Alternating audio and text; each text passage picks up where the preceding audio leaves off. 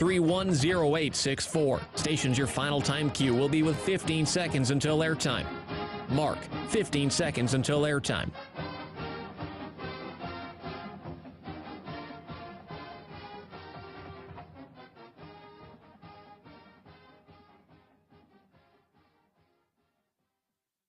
Oregon is going to the Final Four. The following is a Learfield presentation of the Oregon Sports Network. And Oregon is going to play in the national championship game. This is Duck Insider. We need to get community. We need this thing to be bigger than just our little circle of players and coaches. Are you kidding me?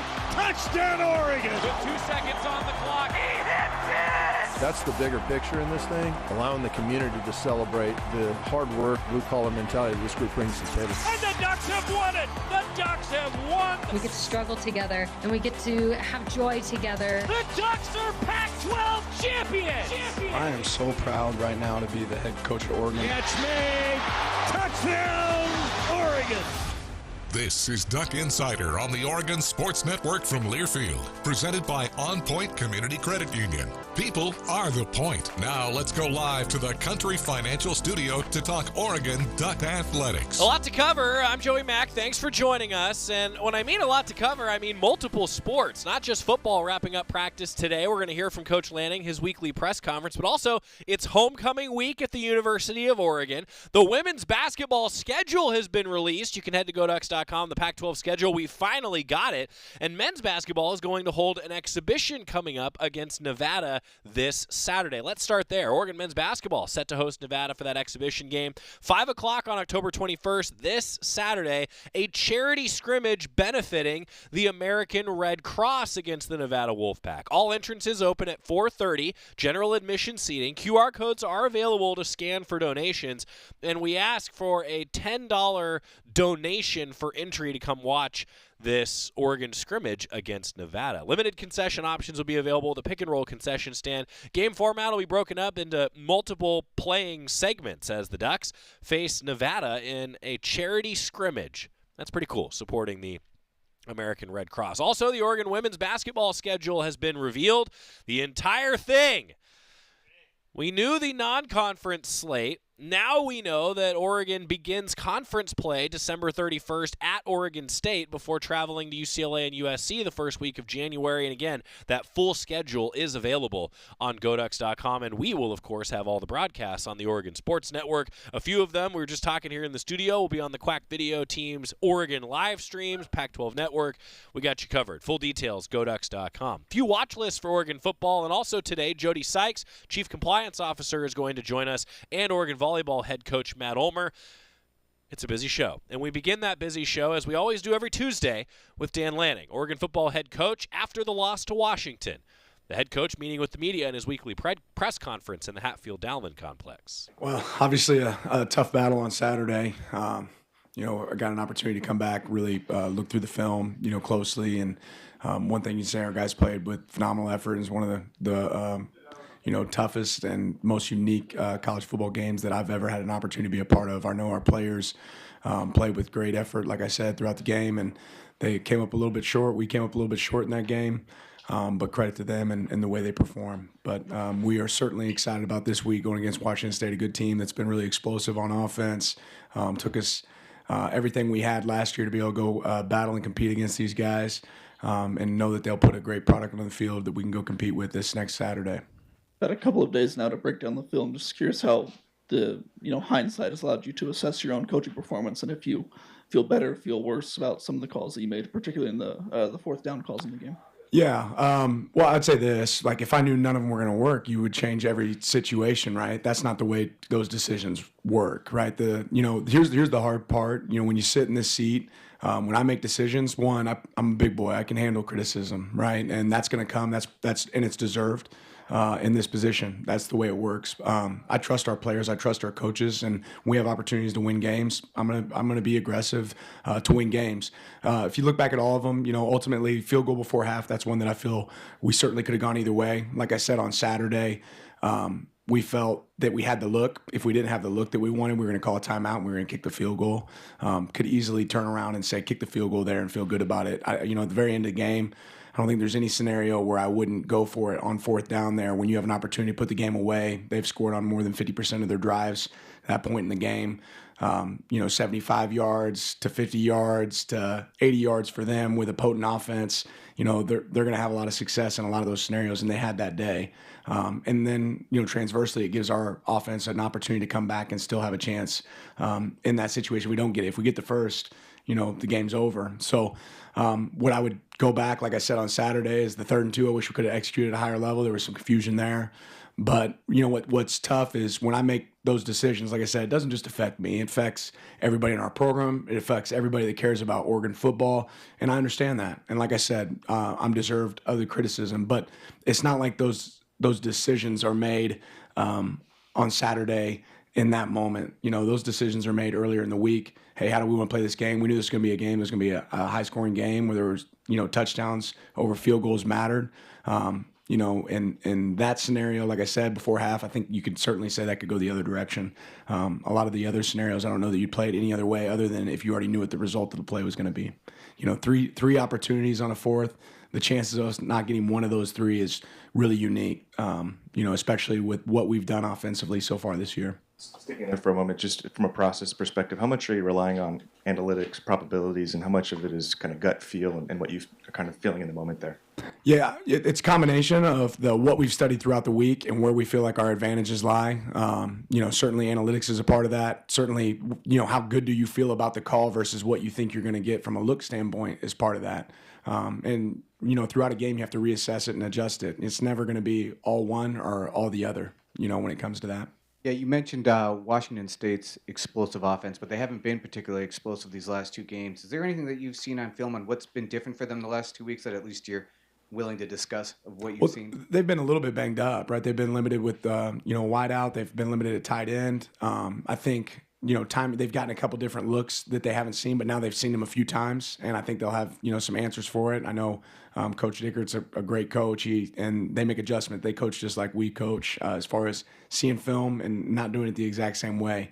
They've been able to create explosive plays, really throughout the year, regardless of opponent. They got to take care of the ball, right? And I think that's happened a few times where they haven't been able to take care of the ball as well. But the talent is certainly there, and their quarterback, Cam's really a special player. Picking there on Cam Ward, what makes him special? What stands out on tape about him to you? I think he probably has the quickest release of a quarterback that we've seen. His scrambling ability is bar none, and it's not just scrambling. He just does not go down, right? The guy is really hard to tackle when you do get back there. You'll see people hanging on him, and he shrugs them off and creates an explosive play. But yeah, his running ability and his quick release are 2 things that really stand out. He throws the deep balls with great touch as well. Get an update on Jaleel and if BA was he unable to go, or is that discretionary on Saturday? Yeah, BA right now he's taking a break for himself for personal reasons. I won't discuss that beyond that. Jaleel practiced today. Looks like he'll be fine. Just when you woke up on Sunday morning, what are kind of the first things that are going through your mind when you're thinking about what happened in that game? Yeah, first off, I guess you're assuming I went to bed, right? I came anxious to get to work and say, okay, what can I go, fix, and where can we get better, and played a tough game against a team that went down the wire, and you evaluate and assess every single situation that shows up in that game, and then you say, okay, now how can I build off of this and learn off of it, right? And that's always going to be my mindset. What can I learn, and where can we improve as a team? Something I'm really proud of today. We had a phenomenal practice with our players. In fact, we wear our GPS units to tell how fast our guys run during practices. Our guys are running 5% faster than they've run on any Monday this year, which when it comes to speeds, that's pretty impressive. These guys came to work. They wanted to wear shoulder pads today. These guys wanted to go. So I think it tells you about our team's mindset, where they're set, and it's really the same thing from our entire staff. Our staff wanted to come in and get better as soon as they could. One of the things you've emphasized the most this year is the ability or the need to play better on the road. Obviously, finishing is a big part of that. But in general, how do you feel that you've seen your team get better progressively playing on the road? Yeah, well, in general, there were some penalties that you certainly wish we would have had back, but we were able to limit, some of those false starts that had shown up for us. There was a false start, but we were able to limit some of those penalties where we beat ourselves. I thought our guys showed great composure. They had a personal foul against them. We didn't have one. I thought our guys handled the walking into the eye of the storm in the best environment I've probably experienced here since I've been at Oregon on the road. I mean, it was really loud. It was great, that environment. So I thought our guys handled a lot of those pieces right. It's just about finishing at the end. Stone and Jackson are two of the more disruptive edge players in this conference. What makes them tough and just that challenge for you guys up front? Yeah, like you said, they're just good players, right? They play, they get knocked back at the line of scrimmage. They have the ability to pass rush. They can bend. They finish on the quarterback, and it shows up. This team, in my opinion, has been one of the better defenses, in my last 2 years. I know statistically it doesn't necessarily always match that this year, but they play, with the schematic advantage, and those guys play really hard. Obviously, you want your guys to play well regardless of location, circumstances, but you like the chance that you're at home this week. Obviously, it's homecoming. Will be a lot going on around campus. Yeah, sold-out game. I know our crowds will be amazing. As always, they always bring it, and I think, like I said, being able to have this game at Autzen is going to be a lot of fun. Back to their offense, is there any similarities of just preparing for the basics of Washington and Washington State for their air raids and kind of the simple foundations of their offense? Yeah, the team that this probably mimics the most is really Texas Tech, right, that we've played so far this season, right? It's very similar tree from, an offensive coordinator's perspective. But there's certainly some similarities to Washington, probably more, though, Texas Tech with some of the QB run game that they do, the tempo. This is going to be an extremely fast team, especially after successful plays. They go really quick. So that'll show up a lot on Saturday. I had a couple of questions on Rod Pleasant and Dalen Austin. Do you feel you need one or both of them to rise up the depth chart and be more significant contributors for you? How far are they from being able to do so, and what's kept them from being able to do so far? Well, we have good players on our team, but those are certainly two of them, and both of them have gotten better and better every single week. And as soon as they are ready to be out there contributing for us, they certainly will be. I think they both, when you get here, you have to remember both those guys weren't able to get here until the summer. So it's a lot to pick up really quick. But it becomes a part of availability, right? Who's available to play, and then need, and then preparation and where you stand. And I'd say both those guys prepare extremely well. They're motivated to be great. When you come in as a freshman, you want to come contribute right away, but you can't always eat an elephant in one bite, right? It's a process. So those guys are focused on the process. They're getting better and better. And if they are able to go out there and contribute for us, we will certainly use them. Definitely been pleased with the progress that they've shown so far. Yeah, along those same lines, I know we asked you about Trey Wes the other day, but just, I guess, the value of being able to bring a guy like him off the bench, and Nico and Dante, when you have your two primary corners dinged up, just what do you think that says about the depth of the secondary, especially compared to last year? Well, I think that's where it gives you an opportunity to be able to be successful in games, right? When you talk about strength in numbers, right? And you never know where your role is going to exist, how it's going to exist, and how much roles change, right? And roles will continue to change this year on our team, right? It's never comfortable. Competition exists every day, right? So when guys come in and they perform at a high level, they get more opportunities. That's how it works. And it's good to have guys that have been able to come off in roles like that this year and play at a high level. In the game when JPJ has to go out for that one play with an injury, you turn to true freshman Poncho. What is it about him that he's shown this year that makes you feel confident sending him out there in that high-pressure situation? Yeah, consistency and physicality, picking up a system and being able to execute it at a high level. He's a guy that's really rotated and played within every game for us this season, and it's because he's earned it. So in that situation, he's a guy that, again, has done a good job for us throughout the year, so it wasn't really even an opportunity to second-guess putting him in because he was prepared for it. Patrick Herbert's contributions, the way he came back, you watched it for the touchdown, kind of followed the play. Just what impressed you with that and kind of his ability to do that? Yeah, it reminded me of, the 49ers, Joe Montana, the catch, how it's coming back across that, that's scramble drill for us, and you don't know when it will necessarily show up, but we recreate that quite a bit in our practice settings, and I thought that was really good execution by him and Bo. Another 12:30 kickoff across the country, doesn't matter where, you're on TV in the middle of the day. Has that impacted recruiting at all? Your visibility, and I guess halfway through the point, just how would you assess your staff's ability to recruit right now? Yeah, I think we're able to recruit at a high level because people see, the direction we're headed and what this program is really all about. When they get to see us on center stage, we certainly appreciate that. But part of the reason we're on center stage is because of who we are, right, and what we've been able to do. So we're going to continue to go recruit the best talent. I think our staff's done a good job of identifying that talent. And there's some great players out there that we want to be a part of our program.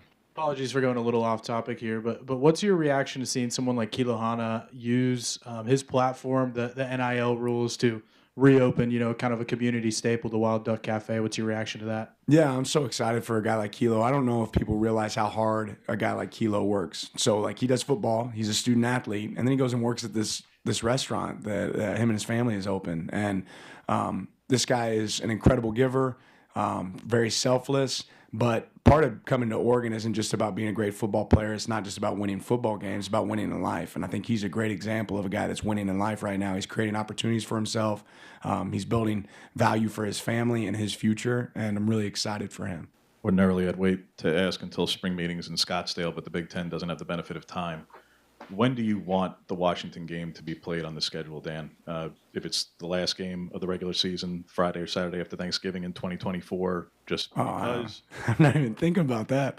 Well, I only ask now because, like I say, the Big Ten might announce next year's schedule within a month or something. Yeah, so whenever they announce, we'll play them and just put the ball down in the middle of the turf and we'll play. I don't have a preference right now, at least, and certainly haven't put enough thought into it. We've seen Camden struggle with kickoffs in particular the last couple of games. I know you mentioned at Stanford and this past week that, elements were going to play a factor in the special teams game. Is that more of your reasoning for that? Have you seen something in his mechanics that have kind of changed things? How do you kind of assess this situation? Yeah, I mean, both of his mishits, that is a place where the wind blows that direction, right? And within that game. But no, I've got the utmost confidence in Camden. He's a professional in how he approaches it. And, it wasn't that long ago that we were recognizing that kick he hit in the Texas Tech game, right? And I think that everybody wants to remember that. And you know what? Camden didn't win that game for us, right? And Camden didn't lose the last game for us, right? He was a part of a play within a sequence of the game that led to us not winning the game, but it wasn't the reason that we didn't. So Cam's a phenomenal player. I know he'll bounce back. Season gets long, right? You're talking about now we're in the middle of the year, and everybody's body's different. But I will say this: like, I know Camden's approach and how he's going to go attack in the future. I know he's going to make some more big kicks for us and hit some great kicks for us throughout the season. Now that you've had a chance to go back and watch the film, just curious what you made of Bo's performance on that last drive and how you kind of seen him bounce back these last few days. Yeah, Bo. Bo played a really impressive game, in my opinion. Bo led. Bo was calm and composed. Bo didn't feel like he had to go create plays on his own. He was able to operate within the system, and I thought he did a really good job, throughout the game on Saturday. And I know there's moments that Bo wants back, and we certainly have coached some things. Hey, Bo, this should have looked different. And he appreciates that because he wants to be coached. But, yeah, I thought Bo did some really good things for us on Saturday, and we'll continue to do them this year. Early in the season around that Tech game, you talked about being better at containing the quarterback. If this is a team that runs a similar game plan, just how you feel like you guys have improved in that kind of area? Well, we certainly affected the quarterback a lot more this year. And again, it's twofold. It's what we're doing better schematically, and it's what we have, from a personnel standpoint on our team, and it's our players embracing improvement. And this will be probably our toughest challenge, at least so far this season, for containing the quarterback because of how he extends plays. Their offense is a timing offense, so when those plays do get extended, you don't always know where these wideouts are going. You don't know where they're going to be. It's really scramble offense sometimes in those moments, and that's really hard to defend. So we have to do an elite job of it this Saturday for us to be effective, and that'll be a big piece of this game. Troy is rapidly approaching a lot of program records, season and career for wide receiver.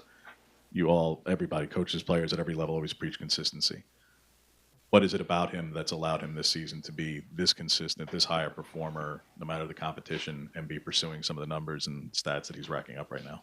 Yeah, it starts with talent. Troy has special talent, right? But beyond that, Troy's a guy. We're on the flight heading back from the game on Saturday, and he's texting me the things he knows he wants to do better and what he wants to improve on and where he's going to be better for the team and be better for himself. And I think that's just part of it. You have to stay hungry. And he's been a guy that's been really hungry this year to be the best version of himself. And I think he knows that he even has a higher standard than what maybe you've seen so far to this point. So I'm thrilled to have him on our team. He's a great player for us and excited to see what he continues to do. Dan Lanning, Duck football head coach, meeting with the media in his weekly press conference on Monday. Every time we talk with Coach Lanning, it's brought to you by the Willamette Valley Cancer Institute and Research Center. Fight like a duck with exceptional cancer care close to home. When we come back, it's Athletic Director Tuesday. The Chief Compliance Officer, Jody Sykes, is here. We're back after this on the Oregon Sports Network from Learfield. As a local community credit union founded by teachers, OnPoint is committed to supporting the students and faculty at the University of Oregon. And on game day, we're right there with you. on the field, in the bleachers, and in the classrooms. Drop by our local branch today and discover the many ways OnPoint can help support your financial well-being. OnPoint Community Credit Union. People are the point. Federally insured by NCUA. Equal housing opportunity. Hey Duck fans, we're all about protecting our home turf here in Eugene. You should do the same for your home with Country Financial Insurance. Most home insurance doesn't account for inflation, but with Country Financial, yours can. If something happens to your home, make sure you can rebuild the same house in the same place. Call a local representative or 866-COUNTRY and get a solid defense for your home. Home insurance policies issued by Country Mutual Insurance Company, Country Casualty Insurance Company, or Country Preferred Insurance Company, Bloomington, Illinois. Property must meet age and condition requirements, which vary by state. More Duck Insider coming up on the Oregon Sports Network from Learfield. My name is Teresa Barber. I was in the United States Navy, and I served overseas in the Middle East and Africa. Early on in my career, I had a commander that taught our suicide prevention training, and the very next day, he took his own life.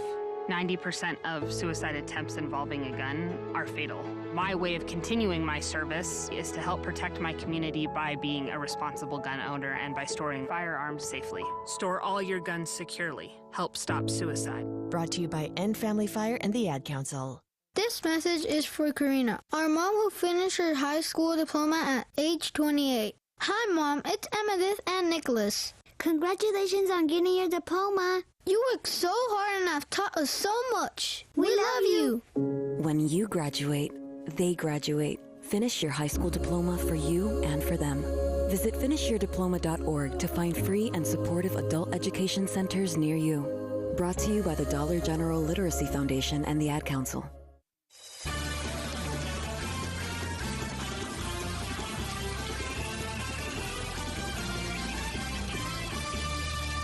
Welcome back inside the Country Financial Studio. Duck Insider presented by OnPoint Community Credit Union. Alex Stimpson's got his Duck bobblehead ready to go. I mean, home field advantage is big with the Duck. Jody Sykes is here, Chief Compliance Officer.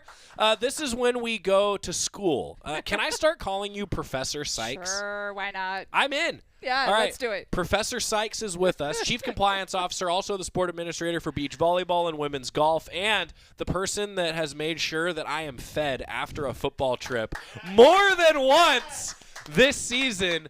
I have to thank you on the air for that. So thank you. I know you all are running from, if y'all don't know this, when we are on the road, the radio group has to run to get everything done so that y'all hear all of the fun information post-game and then get to the buses. Well, sorry. Most of the time it's fun. And then get to the bus or get to the truck or get to and break all the equipment down. They work hard. So we want to make sure they get some food. Thank you. Saying I work hard after what happens on a football field to any student athlete that needs to have that conversation with me, just thank you, Jody. It's a matter of perspective. That's right. It's all relative. It's a matter of perspective. Because I don't work hard compared to what they do on a football field either, yet I'm just as tired at the end of the day. No doubt. No doubt about it.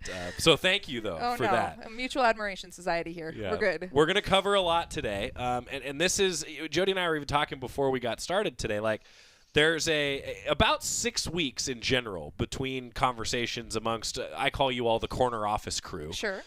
So over in the other wing of the building where the senior administrators are, I basically just go in a circle.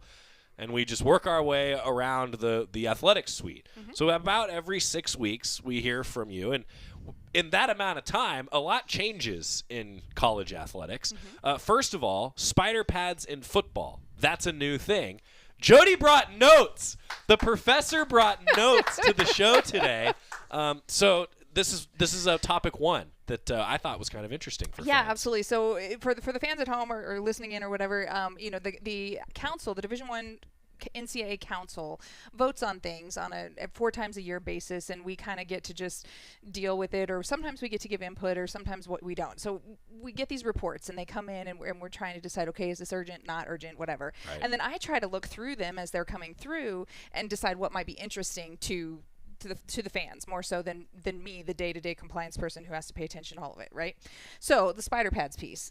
this has been a topic of conversation within the world of football for so long as I can remember. I was going to say, feel as long as I've been around. That we couldn't wear spider pads during the spring practice. Right. You could only wear the prescribed, you only had so many contacts, et cetera, et cetera. So it will now be permissible going forward this spring. It will now be permissible to wear spider pads in spring practice. And when you talk about spider pads, okay, so there's the full pad that we see on a game day. Then there's the practices that are T-shirts and shorts. Then there's like the shells, right? If you ever hear Rob and I on a Quack Minute talk about it's a shell practice, that's what we're talking about. And these are the non-contact practices during spring practice because that's still prescribed. They can have so many non-contact, so many contact practices. But these non-contact practices, you can now have these shells, these spider pads to be worn during those practices. Yeah, I feel like 5 years ago, everyone started calling them spiders. And I was like, oh, shells. Oh, okay. Yeah. Same thing. So I think in my world they're the same thing. Yeah. The shells and spider pads are the same thing. Then for football, this has been, I know, for those of you that follow recruiting very closely, I know there's a lot of you. The reason we don't talk about recruiting on the show is I don't want to get an angry email from Jody saying that was a compliance violation. So this is my annual, actually probably 20 times a year disclaimer of why recruiting isn't a focus on Duck Insider and our other broadcasts, but this is a recruiting piece that might be interesting to some people. Yeah, so in the sport of football, you have 85 scholarships, right? So you can have 85 counters that get scholarships. Prior to COVID, really, we had limits on how many you could sign each year. So those were called the initial signing limits. And for a while, you were limited to 25 in any given year. Right. So each time, even if we had a class that disappeared, that left more than 25 people left, you could only sign 25, and so maybe for that year you would only end up with 82 or 83 on scholarship because you weren't able to bring in a full class. During COVID we got blanket waivers to exempt that. So there's a couple different things that happened. One, the transfer portal has created more openings, and then COVID, with extra years of eligibility and people leaving or not leaving, created just some weird anomalies in that really all we need to do is monitor that you have 85. It doesn't matter how many you actually sign in any given year. We've seen some stories out there about significant turnover at a couple of schools, and that clearly signed more than 25, which they were allowed to do under this blanket waiver. Well, the legislation's now been codified to where all we have to worry about is 85 scholarships. Doesn't matter if you sign 10 in one year and 50 in the next. As long as you stay within that 85 scholarships limit for football, you're good to go. And it just makes sense. Yeah, right? It's common sense, right? With student athletes able to transfer more, that makes sense. Okay, Exactly. Now, another thing that always makes headlines is the transfer portal. Kind of similar to what we were talking about. The transfer portal is in the updated compliance notebook for everybody today.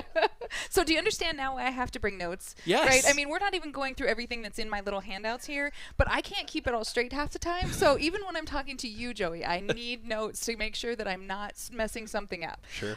So on the transfer portal window, which is, a very popular topic in the transfer windows and transfer portal in general, we still have basically the same rules. Students have to enter themselves into the portal, and there's a windows in which they can do that. Usually right after the season. So for football, for example, they can start entering in on Monday, December 4th for that fall window. And there's a December 1st window for the spring sports, for example. So the big change, though, in this piece is that it used to be a 60-day opening. So at the end of the fall term and end of the fall season, or end of the winter season for basketball, or end of the spring season for baseball and softball and spring sports, you had 60 days. That has been reduced to 45. Partly because coaches need to know for sure who's coming back and who isn't, so that they either go recruit more or fill those spots. But also, what the data, I haven't actually seen the data, but what this report said is that the data shows that most students who are transferring are entering within the first 2 weeks of the transfer portal window being open. So it's a flood. And so there's not really a need for more than 45 days because everybody who wants to go or is thinking that they want to go is in that first 2 weeks of that window being open. And then it comes down to how long until they make a decision, but that doesn't change. And the decision right? part doesn't matter. All you have to do is be in the portal in this window. Makes sense. Whenever you make a decision, whether it's the next day or 3 months from now, that part has never mattered. That length has never been limited. I mean, you need to limit it as a student so you know where you're going and you can figure that out. But in terms of the bylaws itself, it's only actually putting your name in the portal that has to happen in this window. Interesting. Okay, there are your updates and compliance. Also, I know softball's recruiting calendar changed. So for our friends down the hall, the softball coaches, their recruiting calendar changed, and now we have updated you on everything in the last 6 weeks of compliance, and that it was kind of a lot. Yeah, it was a lot, and that's only a portion of what's actually in here. So, right. Great. Here we go. Thank you, Jody. Yeah. All right, when we come back now, the other part of Jody's job, which is NIL and being a sport administrator. We're going to talk about that. Stick with us. And the Jake.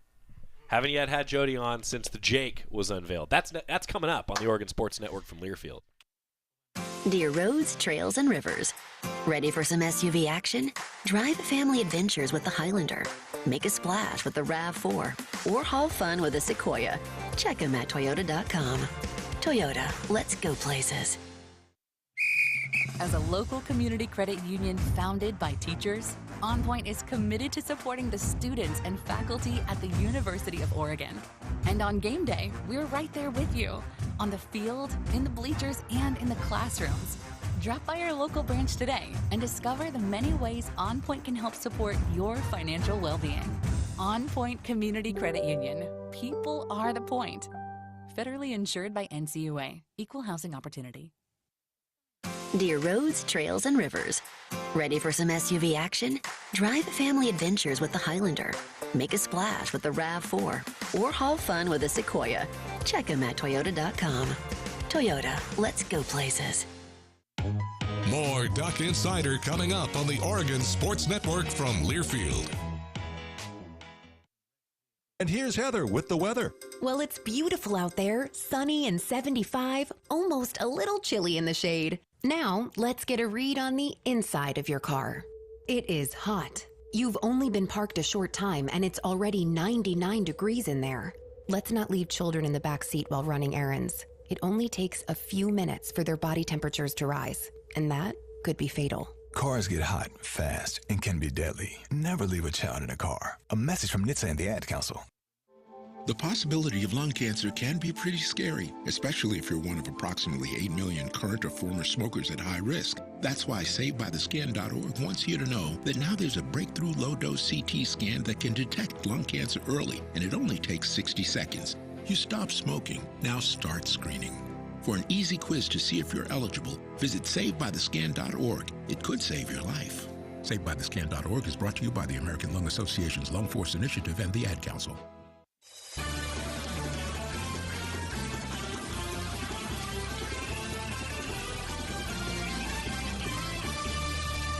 Back on Duck Insider, presented by OnPoint Community Credit Union. Jody Sykes, Chief Compliance Officer, joining us in the Country Financial Studio. So I want to talk about NIL, but first, sport administrator. That's the other part of your job. Beach volleyball scrimmages are going on in the fall. Also women's golf. A check-in on the Jake. Let's start with beach volleyball. What's been going on? Yeah, absolutely. So beach volleyball's in their fall ball, essentially, right? Beach volleyball is primarily a spring sport, but they do have some fall competitions. They went up to Alki Beach last week in Seattle, actually a week and a half ago now, and participated in some pairs and had some good success. And the newbies and the returners are all kind of feeling each other out and figuring it out, and then they're off to Boise this weekend for the Boise State tournament. And so they've got a couple of fall kind of just let's see how we're feeling it out, figure out what's going on. New assistant coach Lucy Pennington Russell is getting into the mix and figuring things out as well. Sweet. So good kind of just fall segment for them, getting out there, getting to feel what the elements are going to do, seeing how things are going to progress, and maybe do a little preliminary which pairing is going to work kind of scenario. That's so what you're fun. feeling out at this point. Exactly. If you're Coach Dillard, right? I've talked to him about that before. Like it's one thing when you see the pairs in practice, you kind of have an idea. It's another thing when you see them against someone that's maybe not familiar with the tendencies of that pair. Absolutely, and it's fun to watch them. I actually drove up to Seattle when they played up at Alki Beach, and it was fun to watch some of the new folks and how they paired with some of the returners that I had seen before, and the different dynamics of the pairings and things. So it was kind of fun to take that in a setting like that. And if you've been to Alki Beach, it's a perfect beach volleyball setting because it's right there on the water. Yeah. And so it was great, and it happened to be a beautiful day. It was gorgeous, and so it was great. It was a great little tournament for them. Women's golf. This is a year-round sport. I know the championship is in the spring, but there's almost the same amount of competitions in the fall as there are in the spring for the two golf teams. They're really like a third of the way through their season at this point. Yeah, women's golf has 4 competitions this fall, and they've played in 3 of them. They actually leave this weekend to go down to Stanford and compete in their 4th competition for the fall. They, have somewhere between 5 and 7 in the spring, not including Pac-12 championships and the NCAA stuff. So that's an add-on in terms of the spring. The men's golf schedule is very similarly situated, but they have had a great fall so far. They have finished top 3 in all 3 of their competitions as a team. We've had some individual winners in those competitions, and super excited to see them at Stanford, this weekend and see what we've got. We do also have 2 student athletes, Brianna Chacon and Minori Nagano, who are at the 2nd stage of LPGA qualifying school this week and playing this weekend. So fun to see where they land and see what kind of qualifications they can get for next summer's Epson Tour. And how about the Jake? There's a home now, a brand new home for Oregon men's and women's golf. If you haven't seen the images, I encourage you to check it out. It's a state-of-the-art facility, Jody. Well, I would like to say that, I don't think there's anything we do here at Oregon that isn't state-of-the-art. And I got to give some kudos to Jeff Gaskell from ONS Contractors, who was there from 5 a.m. to 10 p.m. every single day, making sure that this project went well. And Justin Fisher for getting this off the ground. And then there were over 130 families and donors who helped make this a reality. This is an entirely privately funded facility. I'm sure you've read the articles. I'm only reiterating what's out there, but I want to make sure folks know that this is a privately funded, generous donations from our donor families to make this happen. And part of the best thing is the technology that's in this facility. There are some excellent putting with PuttView, and it's amazing if you're a golfer to go out there and be able to learn this. And then there's some really cool stuff with this swing analyst stuff that I still need to learn. But this technology is cutting edge, and my understanding is that we are one of the only colleges in the country with 6 cameras in this swing catalyst room that we have in the teaching facilities. Everybody else only has 4. And so we have an extra 2 angles. It's amazing the analysis that can be done. I mean, it can show you what your swing looks like in every, where your weight is distributed in your swing in all facets, like from start to finish. It is incredible piece of technology, but it's beautiful. It's a great place for our student athletes. I know it's been in the works since, I want to say like 2004, 2006, something like that. It's been a long time coming. Super, super grateful for this facility, for our student athletes to be able to have that facility, and again, for the donors and families that helped this be possible. They're super grateful, that all the student athletes, men's and women's, all the coaches, super, super grateful for this. Thank you all very, very much. There's so much great stuff in there that I might someday be a great golfer. Matt Ulmer says no. He's probably right. Matt's already a good golfer, though. Matt is. Matt's got some skills, y'all. Yeah. Our beach volleyball coach, Jason Dillard, our indoor volleyball coach, Matt Ulmer, they have some skills, y'all. It's those long fulcrum arms. It's, that height. That's really what it comes down to. I have not seen Joey swing lately. A lot of you have a lot of whip in your swing. Is that a good way to describe it? Oh, geez. Yeah. Let's not go there. Yeah, let's switch topics. Anyway. Don't teach the fans about golf swings from Joey Mack here. Hey, y'all. Look, baseball swing. Yeah, there you go. That's always been the case. I've never made any excuse otherwise. It's hard to transition from baseball or softball to golf. I am completely Unless you in are the a baseball true mode. athlete, it really is hard to transition from those sports. That's the key. Did you hear that? You just gave him so much fodder today. Maybe we'll skip our conversation with Matt Ulmer coming up. Real quick, though, I know we're running a little behind, but I did want to ask you a little bit about NIL, because one fan actually asked me, and I think it's worth revisiting, that NIL shaping the college landscape.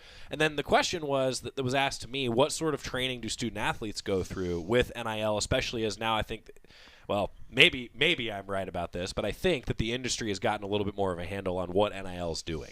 So I continue to say that we are building the plane as we're flying, because even though there is a better understanding of what NIL, name, image, and likeness is, and maybe what the student athletes can do, and there's certainly a better picture in terms of what the interest level is from companies and businesses and those kinds of things, it's still really difficult to know, well, where does the line actually get drawn, or what is the actual application of this NCAA interim policy policy. What does that look like? So our student athletes do receive education, to answer the question. We try to provide them with some education each year, usually multiple times a year, on the basics of the NCAA interim policy, the basics of Oregon state law, and then we provide them with workshops that they can choose to attend or not. We've had workshops on building your brand. We have workshops on taxes. We've had workshops on camps and clinics. We bring in speakers, or we have folks on campus who are experts in these areas that we utilize to help our student athletes. The law school has a business law clinic that is able to help with some contract review of student athletes or regular students. Keep in mind that these services on campus are available to all students, not just student athletes. And then we have a group on campus through the College of Business and the College of Journalism and Communication called the Accelerator that's also trying to help in some of these spaces. So we've got folks around a variety of different spaces that are trying to help student athletes and students alike capitalize on this and utilize this. We find different topics based on interviews with student athletes. Hey, what's interesting to you? What do we need to help you understand? And then, of course, we get little things like last week there was a leak in some sort of the materials for a meeting that's talking about changes coming to NIL. Well, first of all, that was leaked information. None of that has actually been voted in yet. So everybody's panicking and trying to be like, well, we now have to move the collective in-house, and we have to do this, and we have to do that. None of that has actually been passed. These were all just ideas that somehow got leaked to the media that were then purported as, these are going to happen. This is by the end of October, we're going to have all these new NIL rules. And I don't know that that's the case. So everybody has to, again, we're building the plane as we're flying. Even though we're making some progress, we maybe have some wings now, we're still building the rest of the plane because everything is changing, and even the market changes and the interest levels change. Sure. And we've seen some, collectives that are subscription based that aren't making it, and we're learning what that means. And we're seeing student athletes' marketability fluctuate based on a variety of different factors. And it's just so much to learn all the time that we just have to continue to take it in, take deep breaths, take calming deep breaths, and just keep going with it, because it really is just this monstrosity of a project that is great, but we're taking little chunks at a time, and eventually maybe we'll get to the hang of it, and just like everything else, about the time we get the hang of it, it'll change. Yeah, that's compliance. Yep. Right there. Welcome, We've come welcome full to my circle. world. Jody Sykes, Chief Compliance Officer, Sport Administrator for beach volleyball and women's golf. Thank you. My pleasure. I know one thing. Matt Ulmer's hair would have gotten him some NIL deals back in the day. Oh, we might need a picture of that. You right about that? I need some commercials now. Yeah, that's right. Jody, thank you. Thank you. Appreciate it. Y'all have a good day. All right, Matt Ulmer's in. He's going to take over the show after this on the Oregon Sports Network from Learfield. Dear roads, trails, and rivers. Ready for some SUV action? Drive family adventures with the Highlander. Make a splash with the RAV4. Or haul fun with the Sequoia. Check them at Toyota.com. Toyota, let's go places. Hey Duck fans, we're all about protecting our home turf here in Eugene. You should do the same for your home with Country Financial Insurance. Most home insurance doesn't account for inflation, but with Country Financial, yours can. If something happens to your home, make sure you can rebuild the same house in the same place. Call a local representative or 866-COUNTRY and get a solid defense for your home. Home insurance policies issued by Country Mutual Insurance Company, Country Casualty Insurance Company, or Country Preferred Insurance Company, Bloomington, Illinois. Property must meet age and condition requirements, which vary by state. Dear roads, trails, and rivers. Ready for some SUV action? Drive family adventures with the Highlander. Make a splash with the RAV4. Or haul fun with the Sequoia. Check them at Toyota.com. Toyota, let's go places. More Duck Insider coming up on the Oregon Sports Network from Learfield. Into the building for the first time after the shooting. It was crippling, but it had to be preserved. In response to the Pulse nightclub shooting that affected the LGBTQ community, Barbara Poma, owner of Pulse, founded the One Pulse Foundation to honor Pulse victims and survivors. If you're an ally of this community, speak out. There are more of us together than apart. It is the power of love in its rawest form. Join the fight for LGBTQ acceptance. Learn how at lovehasnolabels.com. Brought to you by Love Has No Labels and the Ad Council. The impact of a meal goes well beyond feeding our bodies, because feeling full can sound like this. How did the interview go? I did it! I got the job! I can't believe it! And like this. Mom, I got first place at the science fair with my volcano project. That's amazing, sweetie. Congratulations. Because when people are fed, futures are nourished, and everyone deserves to live a full life. Join the movement to end hunger at feedingamerica.org/act now. Brought to you by Feeding America and the Ad Council.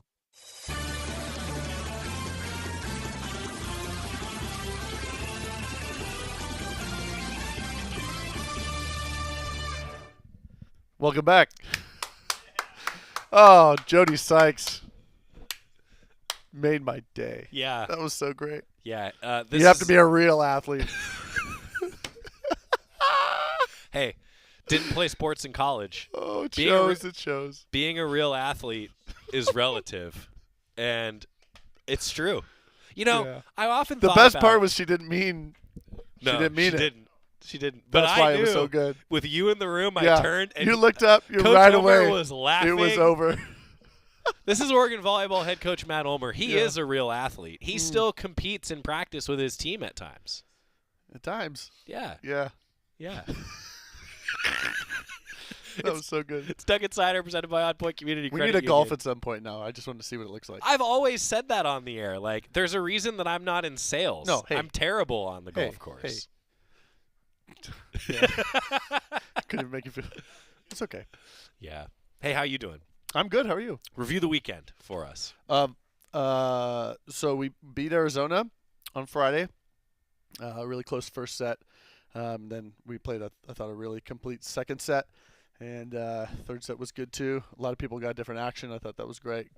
And then Sunday just laid an absolute egg, just flat. And Arizona State was fantastic, and they just kind of kicked our butts up and down for it was a short amount of time. We lost in 3. And it was weird because we haven't been swept since a couple years. I think playoffs of 21, I think. That's right. Is right. Is it? Yeah. That's what it felt like. I was just like, well, this is a weird feeling, you know, which is cool. It's It had cool. been 2 years. It's cool that, you know, we've been pretty consistent, you know, for almost 2 seasons. And it felt weird, but you know, I know it sounds funny, and I don't know if you'll believe me, but this is actually where I think it gets fun as a coach. Because it's like putting together a puzzle, you know, and the pieces weren't fitting. Again, we've had a lot of success. We're very talented. We're doing a lot of things well, right? And that one match doesn't change that or whatever. But I think overall, to kind of get where we want to get to, the pieces aren't fitting right. And so we're going to have to, you know, kind of really self-reflect and make some really positive changes. So one of the nice things about being in the pack and then being in the big is you're always facing good competition. And what that does for you is it will show you where you're lacking.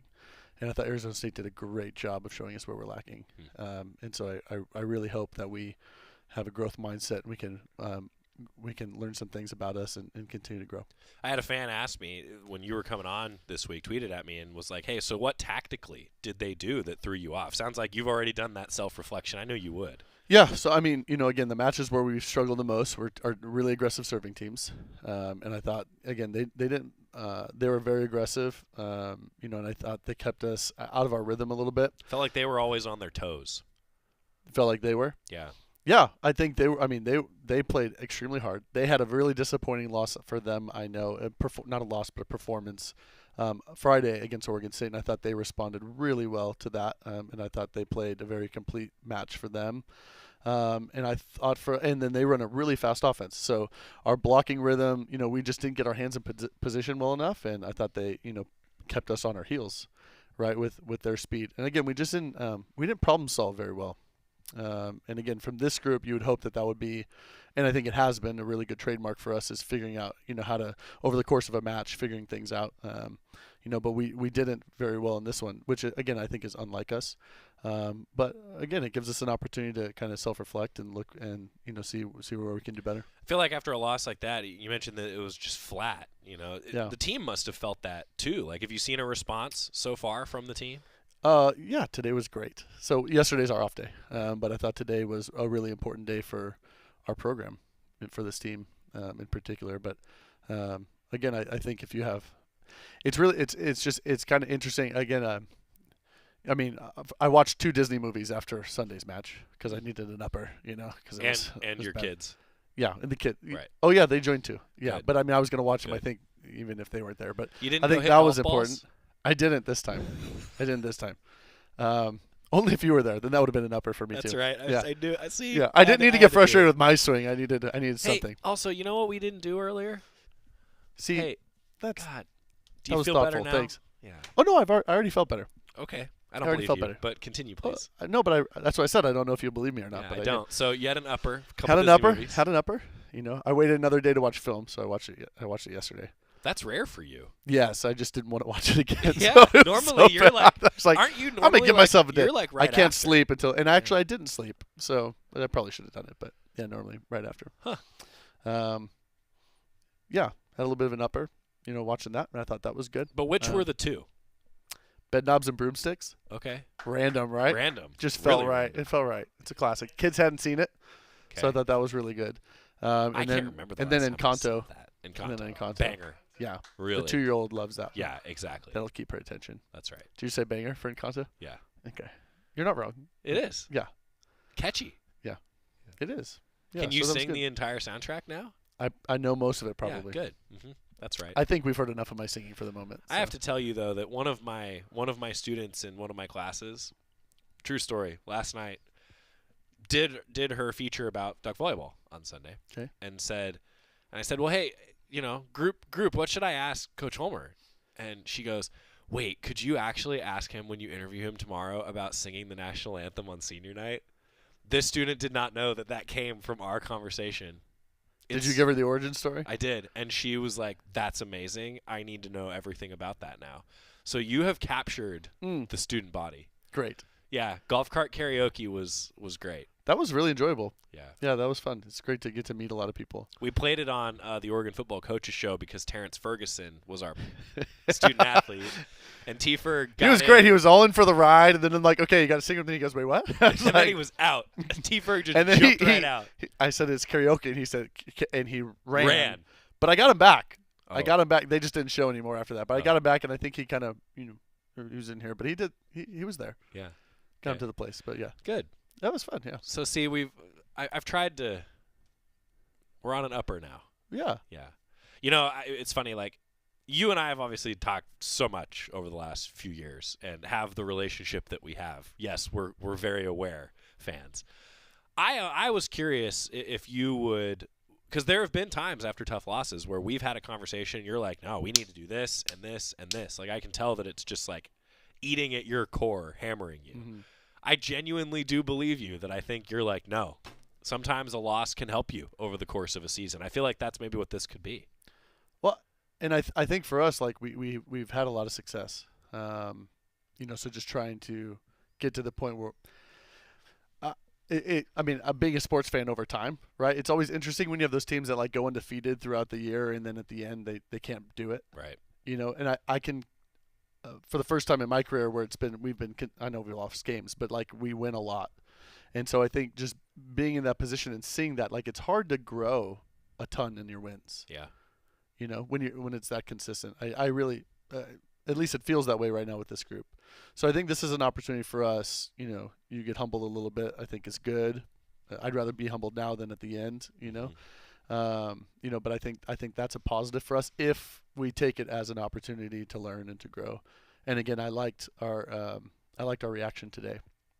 And so that makes me hopeful. That's great. He's Matt Ulmer, Oregon Volleyball head coach. Friday, 7 o'clock, Cal is in town on Pac-12 Oregon. And then if you missed us talking about it, you've missed the announcement yesterday, 5:30 on Sunday, Oregon Volleyball against Stanford has been slid back on the schedule because it's going to be televised on ESPN. Not ESPNU, not ESPN2, not ESPN8, the Ocho, ESPN.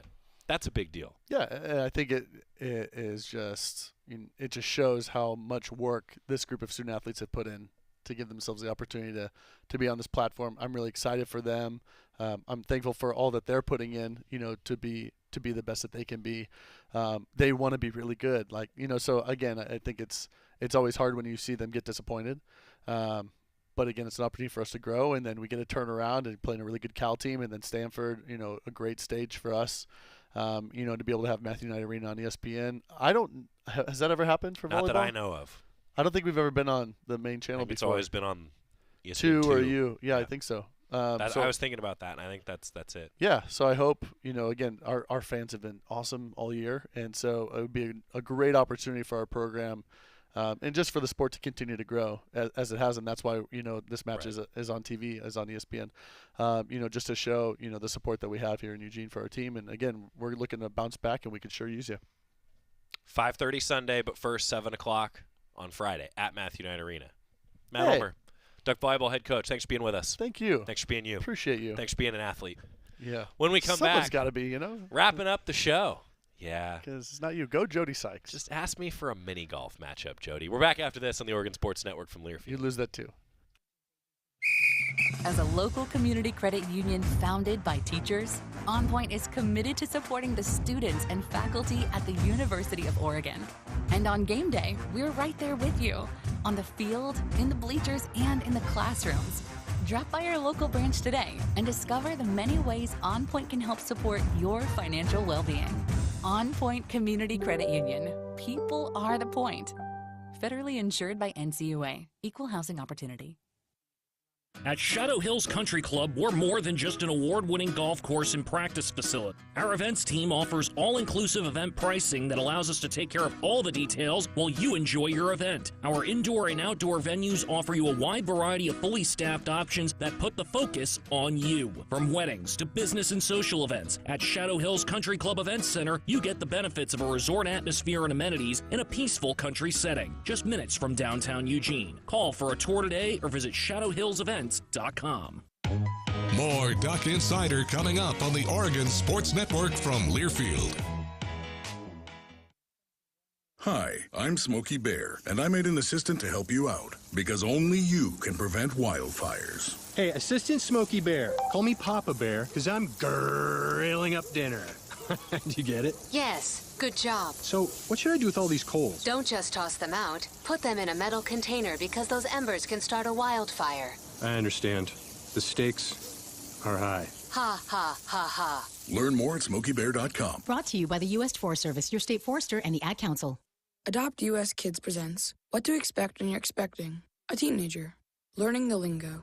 GOAT, G-O-A-T, acronym, stands for Greatest of All Time. As in, spaghetti sandwiches for dinner? They're my fave. Dad, you're the GOAT. You don't have to speak teen to be a perfect parent. Thousands of teens in foster care will love you just the same. Visit adoptuskids.org. Brought to you by the U.S. Department of Health and Human Services, Adopt U.S. Kids, and the Ad Council.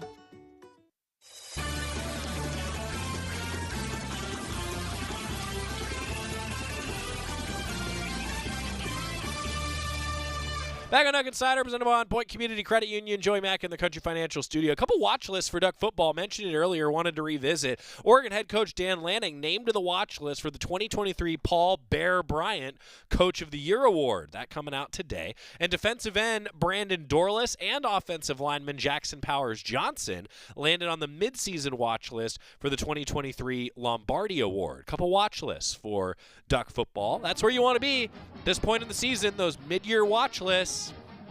It's important.